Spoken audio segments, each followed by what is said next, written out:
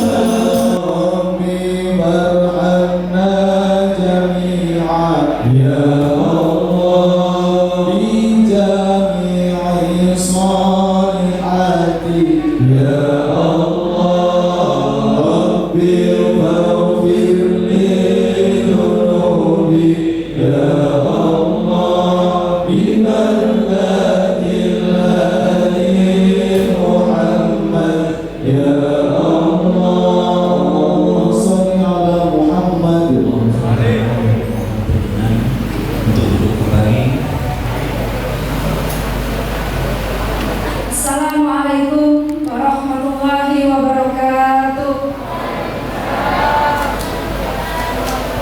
Bismillahirrahmanirrahim. Alhamdulillahirabbil alamin. Memohon kepada seluruh masyarakat agar di saat kondisi seperti ini kita senantiasa meningkatkan ukhuwah kita, baik ukhuwah wataniyah maupun ukhuwah basariyah, karena di saat pandemi sedang berlangsung, komando terkait pelaksanaan kegiatan di seluruh daerah, bahkan sampai di level lingkungan, ini semua terpusat komando dari pemerintah pusat. Maka agar kondisi ini tetap terjaga kondusif, mari kita bersama-sama memiliki kesamaan visi, memiliki satu tujuan untuk menjaga daerah kita tetap aman dan nyaman, sehingga proses-proses pembangunan, baik pembangunan infrastruktur maupun pembangunan sumber daya manusianya, bisa kita laksanakan dan berjalan dengan lancar. Assalamualaikum warahmatullahi wabarakatuh. Bismillahirrahmanirrahim. Bismillahirrahmanirrahim. Wassalatu wassalamu ala Rasulillah Sayyidina Muhammadin Abdullah wa ala alihi wa ashabihi wa azwajihi wa dhurriyyatihi wa ahli baitihi wa tabi'ahum bi ihsan ila yaumil qiyamah. Para alim, para ulama, para kiai, kiai maksud melaksanakan Ibu Wali Kota Bismillahirrahmanirrahim, Bapak Wali Kota, Ibu Wali Kota, Bapak Ibu Wali Kota, langsung lihat jajaran Forkompinda yang saya hormati, yaitu Polri yang saya hormati, sahabat dari Ketua Jamaiyah Nahdlatul Ulama, Ketua Muhammadiyah, Ketua LTI, seluruh hadirin dan hadirat, laki-laki dan perempuan yang saya hormati. Alhamdulillah, geliat kehidupan sampun mulai urip malih keberatan corona ini sudah lumayan. Kalau bisa dibantu-bantu, no mikir gitu, tidak mengiming-iming gitu. Ya sama jilid kayak wow, nah dulu deh. Jadi era pandemi, era corona ini sebenarnya adalah era yang sekitar luar so. Jadi corona itu termasuk situasinya dari kedaluarsa. Jadi jangan terlalu menyalahkan corona dan jangan terlalu mengutuk corona, dilewati aja. Sebab corona itu penyakit kedaluarsa. Karena corona itu mintanya social distancing. Sementara social distancing itu kan mimpi kita tahun 90-an. Itu mimpi social distancing. Kita itu selalu mimpi bahwa di rumah saja tidur bisa ketemu teman. Tahun 90-an. Sebelum corona 10 tahun yang lalu mimpi itu sudah diwujudkan dengan Facebook, dengan WhatsApp. Jadi kalau corona melarang kita ketemu sudah tidak masalah sejak 10 tahun yang lalu. Jadi sudah sesuatu yang aneh. Kita akan membayangkan tahun 90-an tidur bisa baca berita. Nah, orang yang kita cintai. Karena dulu kalau pengen ketemu pacarnya harus berhadapan dengan calon mertua di depan pintu dengan jalan. 10 tahun yang lalu teknologi sudah memfasilitasi pertemuan tanpa harus melewati pintu, namanya video call. Jadi semua sebenarnya kalau corona itu minta social distancing, manusia itu sudah tersosial distancing semenjak mungkin 10 tahun yang lalu. Orang kemana-mana udah nggak harus lagi turun ke jalan minta alamat. 10 tahun yang lalu sudah ada Google Map. Jadi sesungguhnya corona ini adalah ya finishing touch saja, sentuhan akhir dari kehidupan milenial. Jadi corona itu biasa saja. Saya tetap bisa ngaji dengan ribuan orang pakai Zoom. Padahal dulu yang bisa begitu hanya para wali. Sekarang yang penting punya kuota bisa Zoom. Jadi biasa aja. Tapi corona ini menjadi fenomena dunia karena mengancamnya nyawa itu aja intinya. Jadi makanya seluruh dunia reses itu karena corona itu nggak ada uang. Tapi kehidupan sudah terfasilitasi semua. Tanpa orang harus ketemu, orang harus social distancing, semua sudah difasilitasi oleh teknologi semenjak 10 tahun yang lalu sebelum ada corona. Jadi corona itu nggak ada urusannya dengan krisis, nggak ada. Corona itu nggak ada urusannya dengan runtuhnya ekonomi, nggak ada hubungannya sama sekali. Runtuhnya ekonomi terjadi bukan karena corona, karena ketidaksiapan orang-orang yang konvensional berhadapan dengan era digital, itu aja. Makanya ekonomi yang bersandar kepada sistem milenial sekarang jaya, tapi yang masih menggunakan sistem konvensional mati. Lah kita ini sebagian besar masih konvensional, makanya kita termasuk punya dampak. Bagi yang tidak konvensional gak ada masalah. Bluebird konvensional ya kalah sama Gojek. Saham-saham perusahaan konvensional kalah sama perusahaan digital. Jadi tak ada apa-apa sebenarnya. Krisis itu terjadi bukan karena corona, karena orang tidak siap beralih dari hal yang konvensional kepada yang digital. Yang konvensional kayak Pak Pos nanti, karena tidak ada lagi orang kirim surat cinta, nggak ada. Perangko nggak ada, laku habis, filateli mati. Tapi pengirim gambar digital kayanya luar biasa. Jadi kita ini sebenarnya bukan karena corona keruntuhan ini, itu karena kita tidak siap menghadapi perubahan dunia yang beralih dari konvensional ke sistem digital. Dan sementara konvensional pasti dihajar oleh milenial, sebab milenial killing everything, membunuh segalanya. Itu dong sebenarnya. Coba kalau kita punya perusahaan-perusahaan yang seiring sejalan dengan era-era milenial, pasti sukses. Bukalapak bisa menghabisi perusahaan konvensional, bahkan di bursa saham bisa mengalahkan sahamnya Gudang Garam sama Jarum, padahal dia cuma modal 10 laptop. Ini penjenengan punya toko di pusat pusing, yang pensiun aja gak pusing. Jen itu kan juga karena teknologi itu mati cukup lama.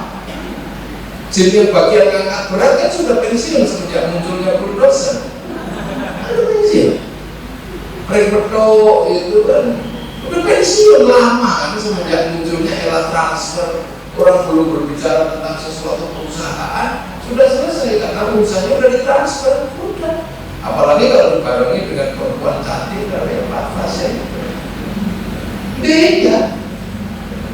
Jadi bagian sunah mata kajian sini jualan goyang tak goyang-goyang itu ke pensiun lama dia. Semenjak orang datang dengan Honda Jazz sudah I love you. Jadi ini sebenarnya fenomena yang biasa-biasa aja, cuman karena corona itu menganu wong akhirnya kemudian fenomenanya terjadi. Makanya sudahlah kita nikmati bahwa daripada jadi umatnya Nabi Nuh, mau mana sampai direndam pakai air itu lari kemana? Ini kan cuma minta cuci tangan sama pakai masker gitu, biasa. Ibu-ibu dari dulu sudah pakai masker, kalau pakai motor begitu begini. Ini ya kan kemana-mana cuci tangan sebelum 5 menit cuci tangan itu udah lama. Daripada umatnya Nabi Lut mau kemana? Dilempari batu dari langit itu bisa kemana-mana. Umatnya Nabi Musa diajar dilarang sama kutu tumong gitu. Bisa kemana-mana. Umatnya Nabi Aisyah diajar lepra kemana-mana. Umat Nabi ini paling endek corona gitu. Dan itu biasa aja. Jadi kita nikmati aja. Ada vaksin jadi vaksin. Disuruh cuci tangan ya cuci tangan. Disuruh jalan berkerumun ya pakai Zoom. Ini mungkin pesertanya lebih banyak daripada pengajian konvensional. Makanya K-pop itu semakin kaya di zaman corona. Musik-musik K-pop, BTS itu lebih kaya daripada konser Rocking Door yang biasanya 10.000. 10.000 berapa tiketnya? Begitu konser virtual daring, dia bisa konser dengan pengunjung di atas 100 juta orang sekali konser. Cuma dari dalam kamar, nggak butuh lapangan, nggak butuh pengamanan, konser dari dalam kamar virtual 100 juta orang. Kalau tiketnya adalah 10.000, udah berapa ratus miliar daripada 10 juta orang. Ternyata kekayaan sepak bola yang kemarin terjadi di Eropa daripada kekayaan saat luring, saat sepak bola manual itu, ternyata tiketnya lebih banyak didapatkan ketika sistem pandemi. Kita aja yang gak bisa ngikuti. Kita ini masih bertele-tele terjebak dengan kerinduan konvensional. Udah tahu lah kita. Kursusan udah habis diajar sama tutorial YouTube itu udah. Prima Gama habis diajar sama ruang guru. Besok kiai juga istirahat karena dia ngajinya daring. Sebenarnya ini berubah kok. Polisi gak usah khawatir, polantas itu gak lama lagi habis nanti karena perempatan cukup ditunggu sama CCTV. Jadi jangan marah-marah, biasa aja dia. Itu biasa aja. Kita sih biasa aja. Kita ngaji terus di rumah sambil duduk gini, assalamualaikum ngantuk-ngantuk. Ini kehidupan ini gak perlu menuntut siapapun.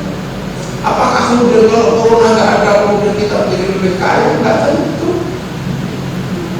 Ya itu di rumah dalam sistem pandemi tamunya tambah lebih banyak karena semua orang mengkhawatirkan keselamatan kiainya. Jadi ada yang bawa buku, ada yang bawa telur, ada yang bawa apa. Nah ini nggak akan membayangkan maulidin Nabi yang menjadi bagian dari gerakan kaum muslimin menuju perubahan dunia. Atau yang itu? Kalau yang konvensional ya sudah tumpengnya nggak kayak ini kalau tidak tumpengnya yang banyak, makanannya yang banyak, sudah itu konvensional. sebagaimana peringatan-peringatan yang lain. Karena para sahabat ketika Rasulullah itu puasa untuk memperingati kelahirannya, sahabat itu selalu memberikan masakan yang enak-enak untuk buka Rasulullah. Ada yang masak ini, masak itu, masak macam-macam. Nanti sore-sore dibawa ke tempat Rasulullah. Semua sahabat paling kemudian bergurau kira-kira makanan siapa yang akan diambil dari sahabatnya. Rasulullah, kira-kira makanan siapa? Pasti punya aku lah, punya aku tahu campur loh. Pasti punya aku mie ayam. Oh pasti punya aku kikil. Pada akhirnya semua diambil Rasulullah satu-satu. Allahumma barik lana, Allahumma barik lana fima razaqtana, diambil. Nah, Allahumma barik lana Rasulullah itu yang ditunggu oleh para sahabat. Karena doa barokah yang diberikan oleh Rasulullah kepada para makanan di makanan itu mengupgrade makanan menjadi makanan yang barokah. Nah, makanan itu kalau barokah dimakan jadi daging barokah. Nah, daging itu kalau barokah itu menjadi daging yang gak akan dibakar oleh api neraka. Makanya hubungannya barik lana itu dengan wafina ada benar. Nah, doa barokah ini yang diharapkan oleh para sahabat. Nanti sisanya dibawa pulang untuk diberikan kepada keluarga yang di rumah, yang oleh orang Jawa disebut berkah. Itu sering diulang terus ya gak apa-apa. Setiap ada mulutan itu harus ada. Karena itu yang konvensional pernah dilakukan oleh para sahabat. Paling pertanyaannya, apakah makanan didoakan terus berubah menjadi makanan barokah?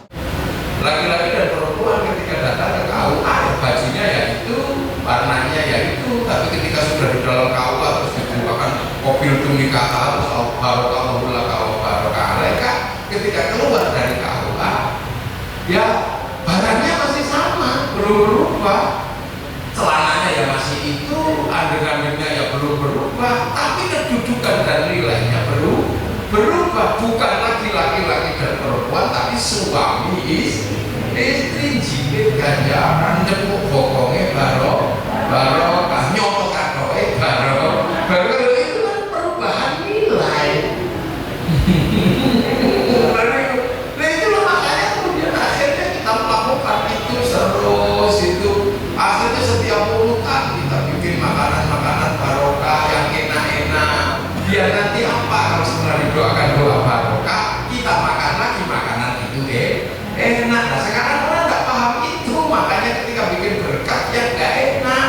Nasinya garing, minyak kritik, tempenya pemu, gitu. Akhirnya habis didoakan doa barokah, ketika dimakan ya nggak enak. Akhirnya dibawa pulang dikasih ayam. Ayamnya jadi ayam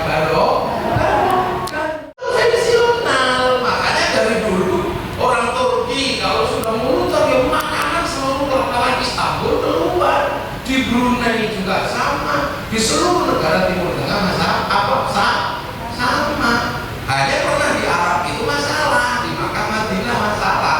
Karena setiap orang mulutan teringat pada Rasulullah yang cucunya dibunuh oleh Yazid bin Mu'awiyah. Iya, akhirnya orang mikir Yazid itu banyak memang kurang ajar bunuh cucu Rasul. Akhirnya teringat kampung halamannya Yazid itu Najd. Akhirnya bahas orang Najd, sementara penguasa Haramain, penguasa Saudi itu orang Najd. Daripada bahas Najd tambah ruwet. Akhirnya kemudian Maulid Nabi di sana dilarang oleh pemerintah karena secara politik berbahaya, karena membicarakan asal usul Ibnu Saud itu aja. Makanya bergerak.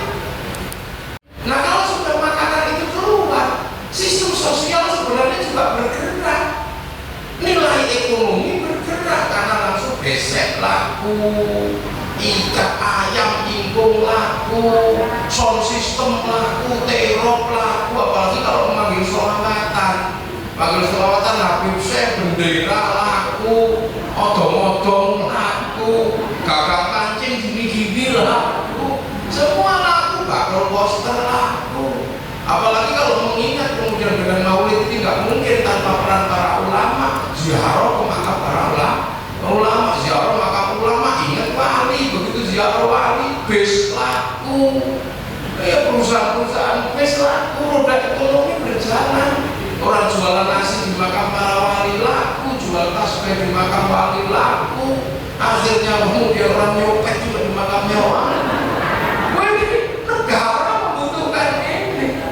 Makanya akhirnya kemudian seluruh nilai agama yang ada di Indonesia itu mampu menggerakkan roda ekonomi dan sebuah sistem sosial itu dari pola pemahaman bagaimana menjalankan Maulid Nabi secara konvensional. Yang konvensional itu harus terus ada, jangan sampai lupa. Itu roda ekonomi jalan. Kakak pancing itu bisa laku gini-gini, gesek laku, pasar bergerak, roda ekonomi bergerak, tidak ada lagi yang butuh alat atau ambil miskin bergerak, gak perlu masak setiap hari, yang penting datang pengurutan makan, udah dapat berkat. Nah, perspektif itu juga harus diimbangi bahwa kaum muslimin juga mengalami pergerakan perubahan sistem kebudayaan, perubahan sistem sosiologi, dan perubahan sistem antropologi. Untuk terjadi perubahan, terjadi pergeseran. Kalau mengingat kelahiran Nabi ya di Mekah, Nabi lahir di Mekah, Nabi lahir di Mekah. Kalau dari proses kelahirannya kita bisa baca dalam sejarah-sejarah itu. Tapi bahwa ada sesuatu yang luar biasa, yaitu apa? Nabi diutus di Makkah.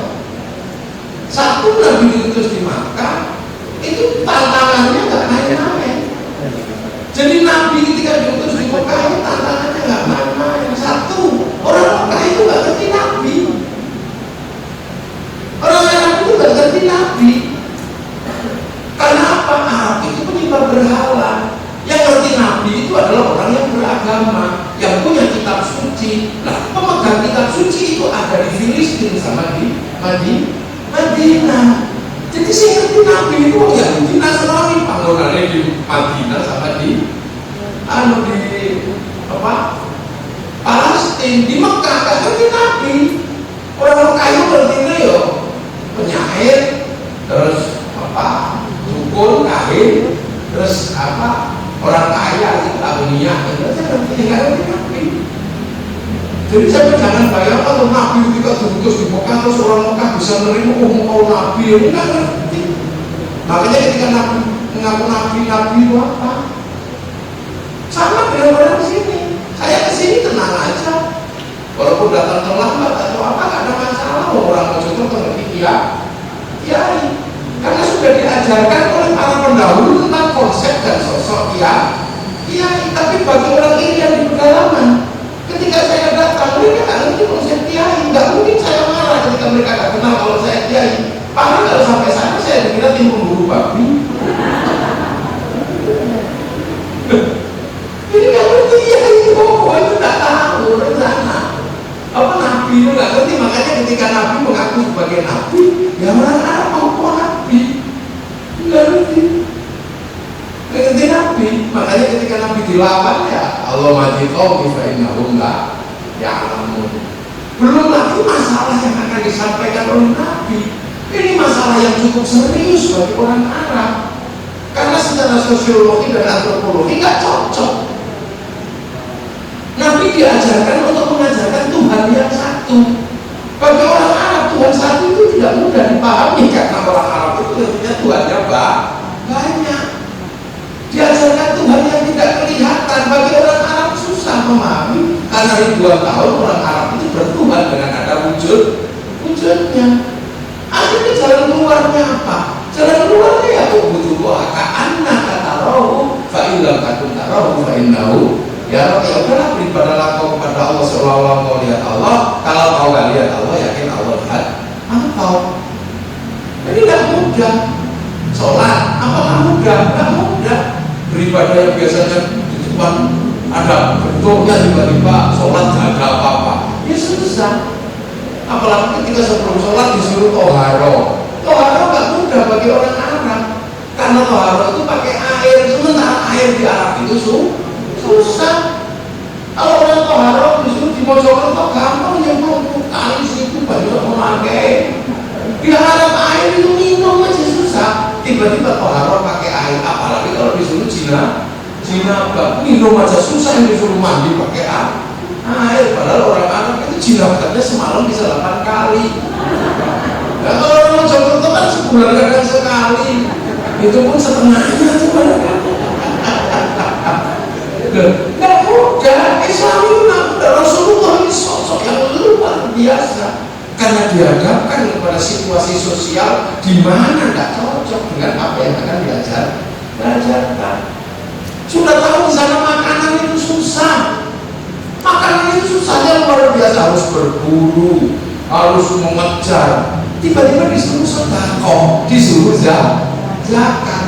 Kalau di sini suruh zakat gampang, makanan di sini banyaknya luar biasa, tinggal pilih, tinggal ambil apa mau dibeli, mau suruh, mau nasi, mau jagung, mau porang, mau talas kan banyak.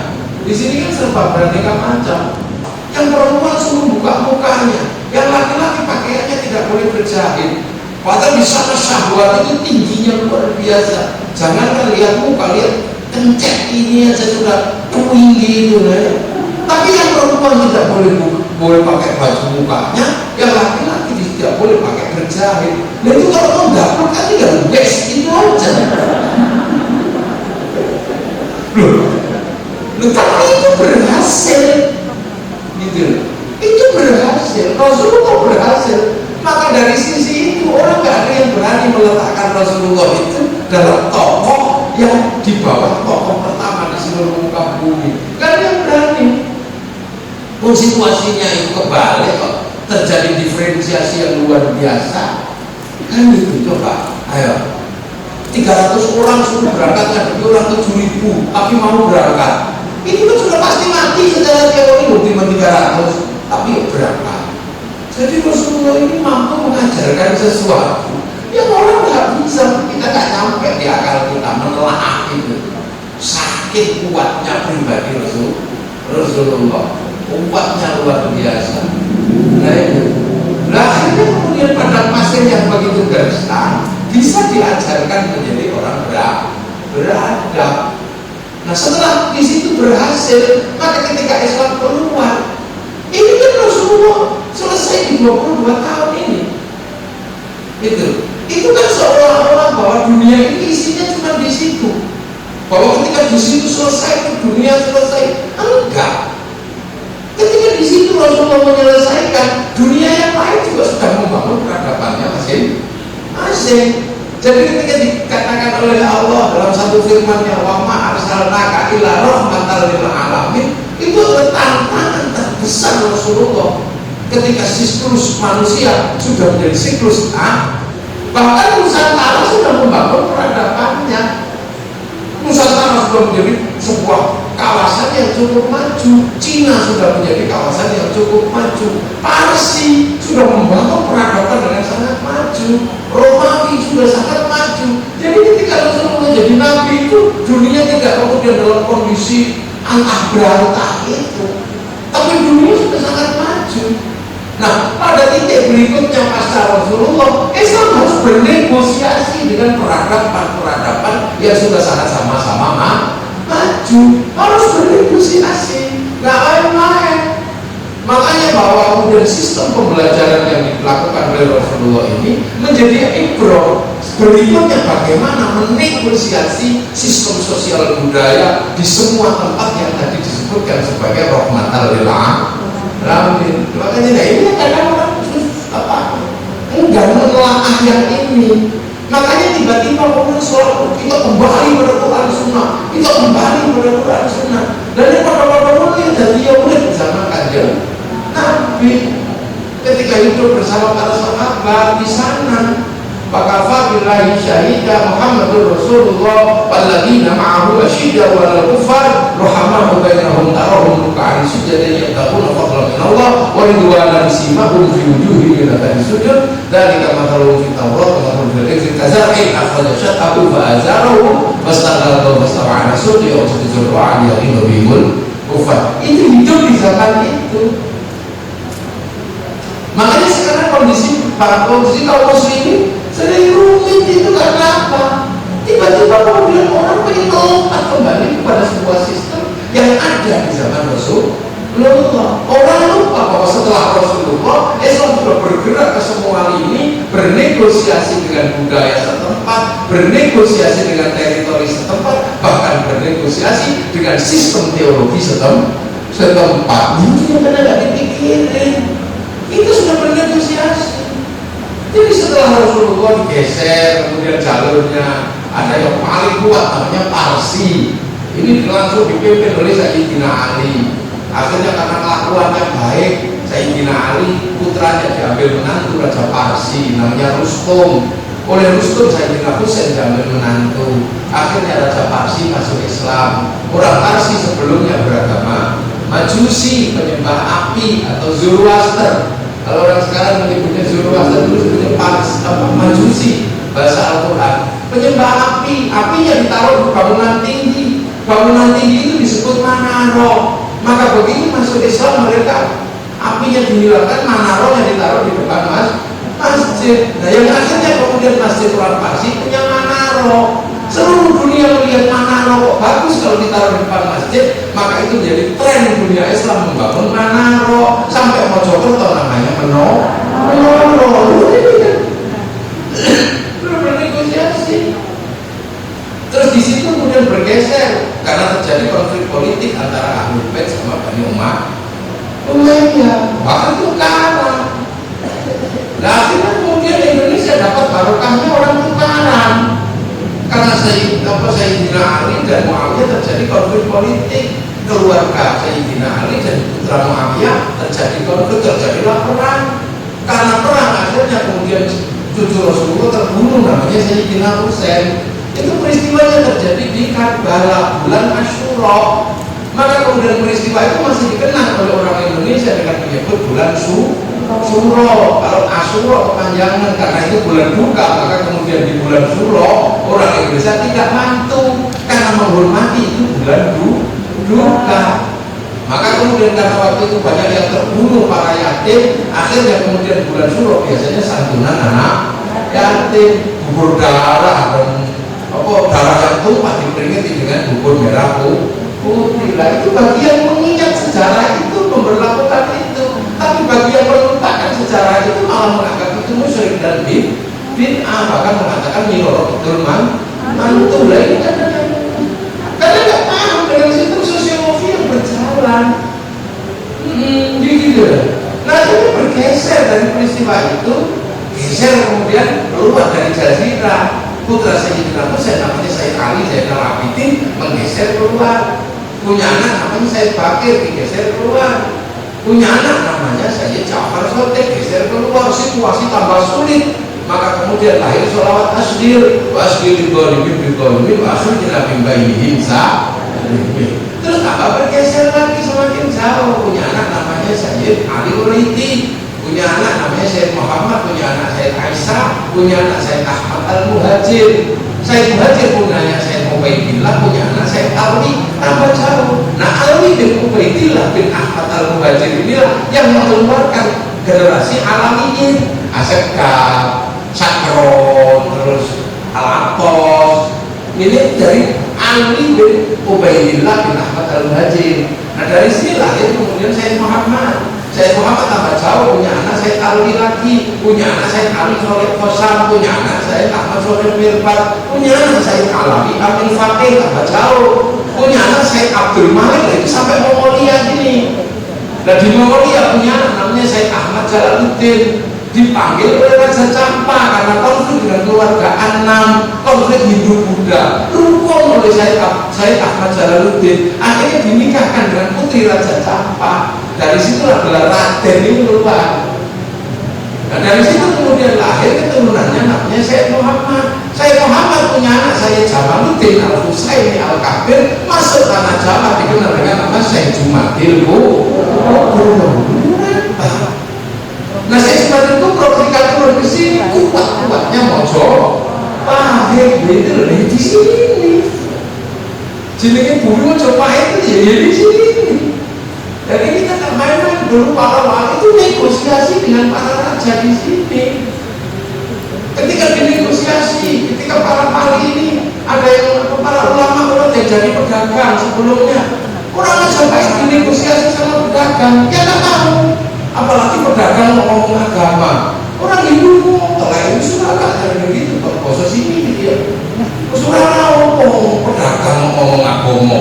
Karena di dalam konsepsi orang Hindu pedagang itu sudra tidak boleh ngomong agama. Makanya kalau ada cerita Islam disebarkan oleh para saudagar itu tidak masuk lagi ranah kaum Hindu, karena orang Hindu yang boleh ngomong agama itu Brahmana. Nah di bawah Brahmana ada kesatria, para raja, itu juga nggak boleh ngomong agama.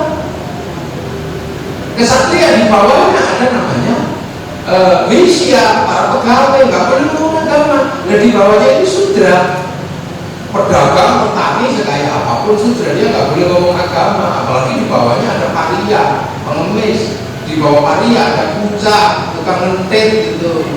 Ya tukang ambil bansos itu kuca.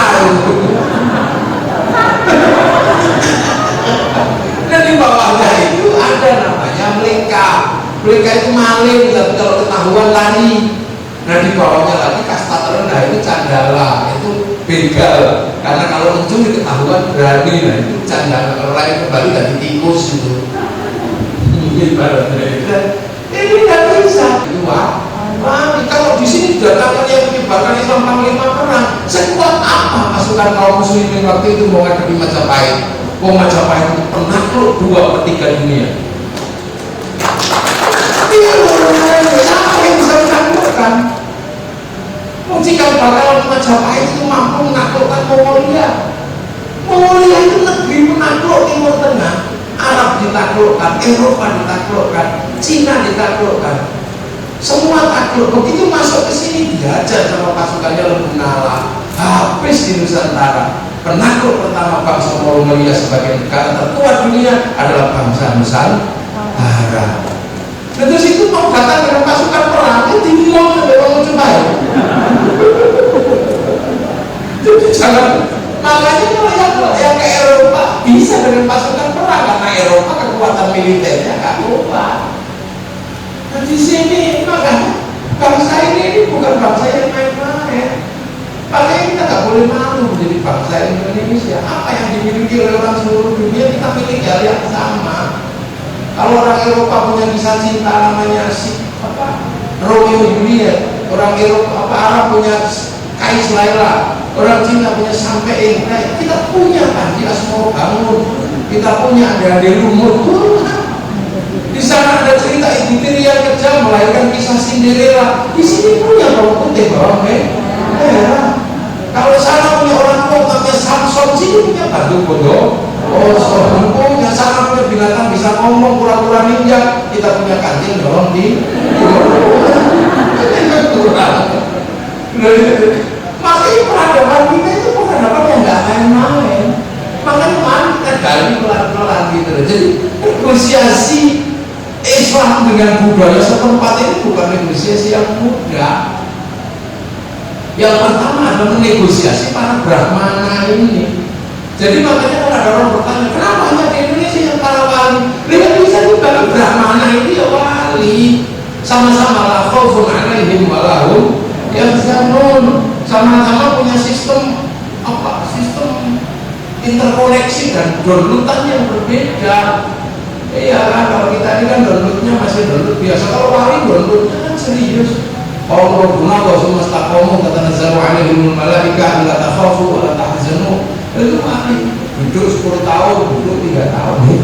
Jadi itu penjelasannya kenapa di Indonesia kemudian lahir banyak sekali konsep wali, karena hanya wali yang bisa menghadapi konsep Brahmana. Dan karena di sini negaranya sudah sangat kuat, maka kemudian yang dilakukan adalah apa?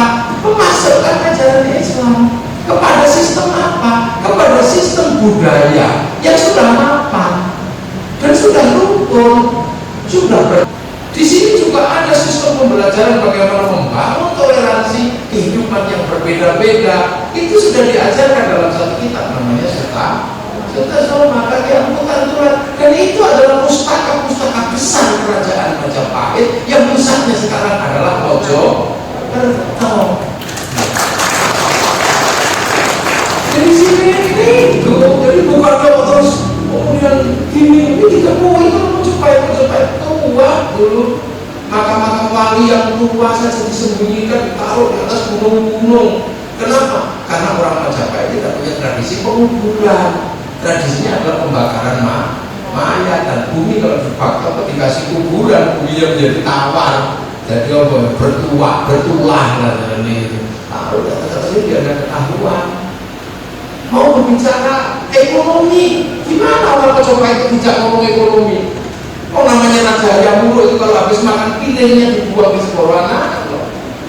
Jadi tidak pernah ada, makanya nggak ada seksi kurang-kurang itu nggak ada. Majapahit itu kalau yang pertama pilihnya di pagi itu aja. Baru disil di meneng, ngomong buat, nggak ada itu Majapahit ini. Mana ada negara yang bukan semenanjung Korea Selatan ditaklukkan sama Majapahit, separuh Australia ditaklukkan sama Majapahit. Jadi teritori Indonesia kalah luas dengan teritori Majapahit. Nah itu mesti negosiasi, gimana caranya? Mau menyebut diri kami adalah para syekh, kami adalah para ulama, ya beda. Orang di sini orang Hindu, makanya menggunakan prinsip masalul fitaulah atau masalul firizir kazar ini seperti tanaman lah, maka ditanam di bawah biasa, tanam sampai gak kelihatan benihnya. Kalimat syahadat, kalimat soto, biasa ada syaiful mustahil dipakai bahasa kiai, gak ada masalah. Bertemu dengan kebu kiai selamat, tombak kiai kleret, tombak kiai setelah, gak ada masalah. Murid menggunakan bahasa santri, musola menggunakan bahasa langgar, semua sampai sekarang gak ada masalah. Karena Suzuki datangnya terlambat, mau Suzuki apapun yang disebut Honda, mau REK ya Honda mau apa ya Mahamio, gak ada masalah. Karena datang terlambat, mau Ades ya disebut aku. Iya kan, mau datang kapanpun, mau Panasonic mau apa ya aja Sanyo, mau merek pembalut apapun tetap Softek. Makanya nggak usah heran kalau lebaran, nggak usah gumul. Dilihat bungkusnya itu adalah kompan, isinya rengi. Nah, ini butuh kejelian yang luar biasa untuk mencoba melihat proses perubahan ketika Islam mengalami gerakan menembus peradaban Majapahit. Kemudian pelan-pelan yang tadinya kemudian berkasta-kasta dirubah pelan-pelan, mulai diperkenalkan dari raja dan hamba. Yang raja punya kekuatan mutlak, hamba tidak punya kekuatan apa-apa. Mulai dikenalkan bagaimana hidup bersama, dikenalkan konsep tentang bagaimana membangun pertanggungjawaban massal. Konsep itu diberikan Rasulullah, kullukum ra'in wa kullukum mas'ulun an ra'iyati. Maka raja dan hamba dilebur dalam konsep Rasulullah, namanya ra'iyah, yang sekarang diserap ke bahasa Indonesia menjadi rakyat. Dan satu-satunya bangsa muslim dunia yang sanggup mengambil kalimat ra'iyah untuk menyebut warga bangsanya hanya muslim Indonesia. Sampai kemudian menjadi sebuah struktur majelis permusyawaratan ra'iyah. Itu luar biasa. Ya di sini ini dulu peradabannya banyak. Makanya Islam di Indonesia itu coraknya sebenarnya sangat erat dengan corak Majapahit. Makanya begitu sampai sini baju Nabi yang dikenal dengan baju syar'i juga mau dipakai nanam padi nggak bisa. Pakai mancing kali repot. Akhirnya baju syar'i yang jubah dipotong, potongan baju syar'i disebut syar'un. Nah orang Jawa tak punya huruf ain, punyanya mau potongo, maka syar'un menjadi syar'un. Lah itu coraknya sangat kental dengan corak sini. Makanya orang Jawa itu lebih dikenal dengan nama sarungan. Sarung itu bukan budaya hidup, itu budaya potongan jubah yang atasnya disebut lambi takwa, kapal iman, nek pendek banget sirwalun jadi serual. Kok sangat banget itu sampai apa itu bahasa Arab negosiasi begitu bagaimana?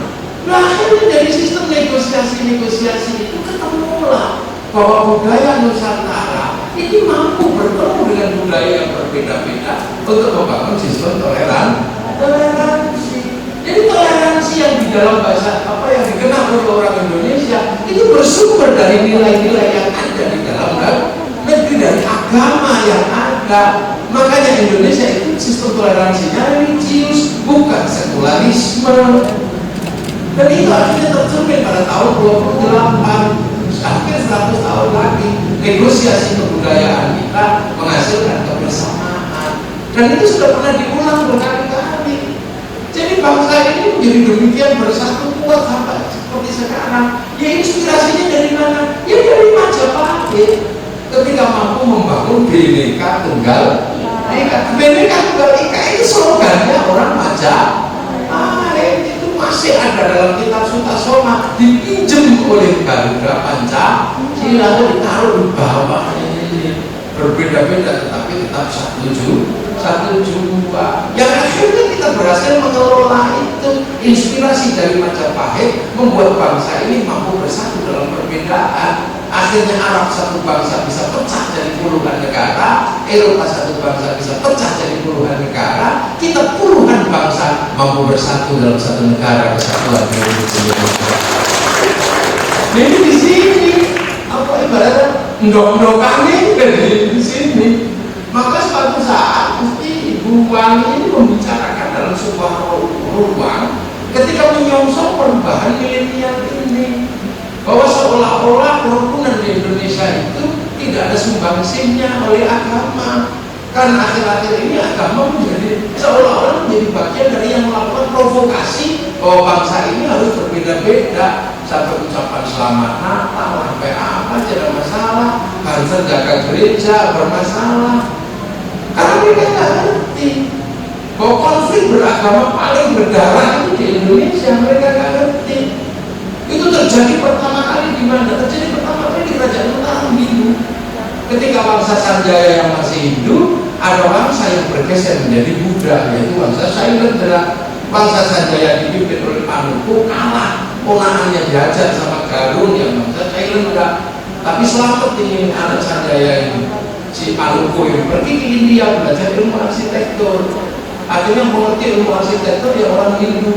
Begitu bangsa Sailendra yang dipimpin oleh Garung yang kemudian bergelar Semaratungga, ini perang terus. Akhirnya ketika mau bikin candi nggak bisa, karena nggak bisa bikin candi akhirnya cari arsitek. Nah si Panuku yang pulang dari India belajar arsitek itu sudah pulang bergelar namanya Resi Gunadarma. Gunadarma inilah yang kemudian mendesain candi Budanya yang dipimpin oleh Semaratungga. Akhirnya ada candi Buddha dibangun oleh arsitek Hindu. Lahirlah namanya Sambara Budura yang dikenal dengan nama Borobudur. Akhirnya kemudian anak Semaratungga yang namanya Pramudawardhani itu jatuh cinta sama orang Hindu tadi itu. Padahal dia anaknya orang Buddha yang anti Hindu. Akhirnya mau nggak mau jatuh cinta ya dinikahkan. Makanya kalau kita konflik politik jangan terlalu serius. Jangan-jangan anak kita jatuh cinta. Nggak mau. Akhirnya si Pramudawardhani nikah sama si Panuku atau Gunadarma. Akhirnya yang orang Hindu tadi menjadi menantu Raja Buddha. Akhirnya jadi di kerajaan Buddha bergelar Rakai Pikatan.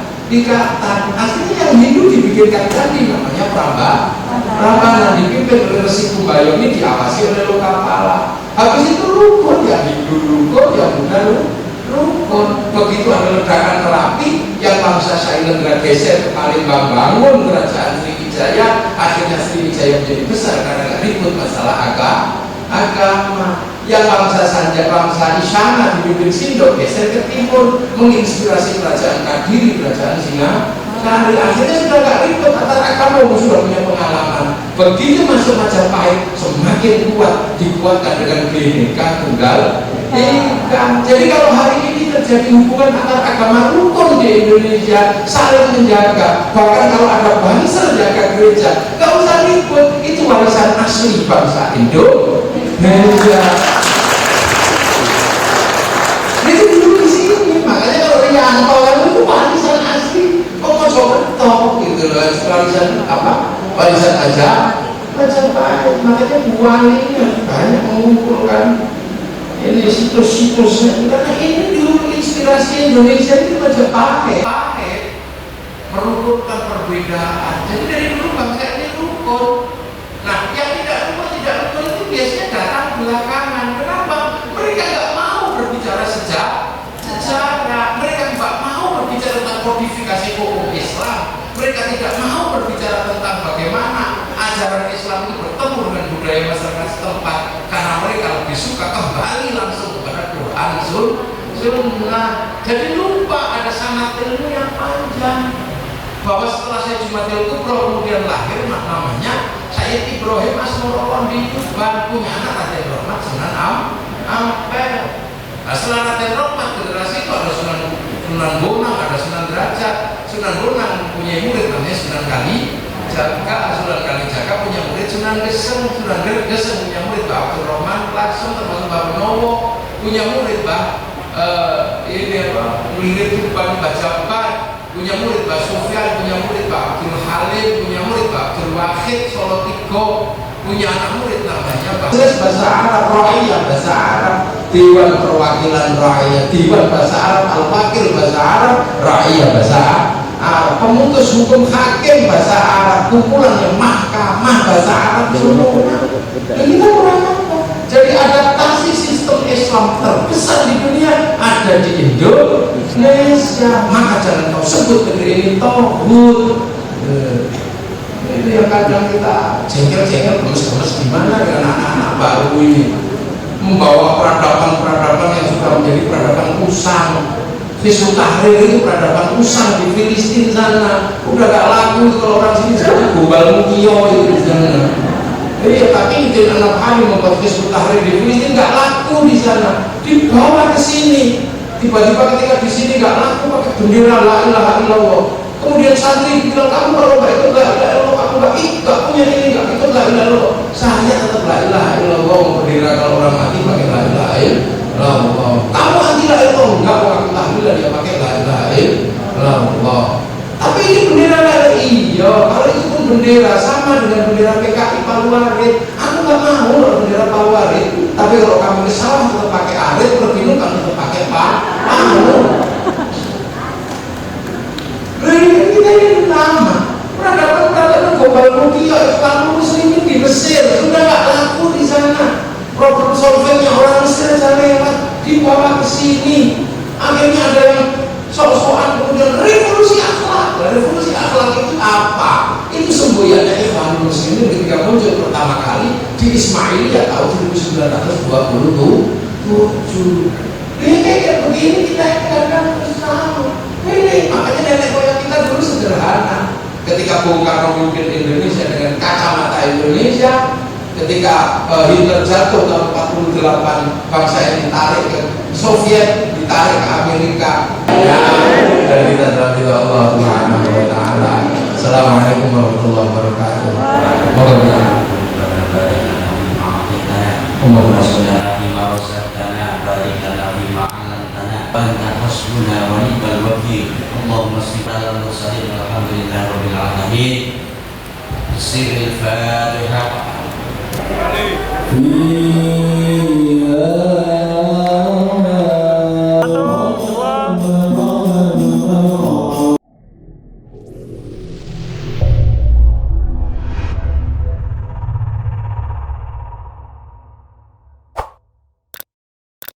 Subscribe sekarang.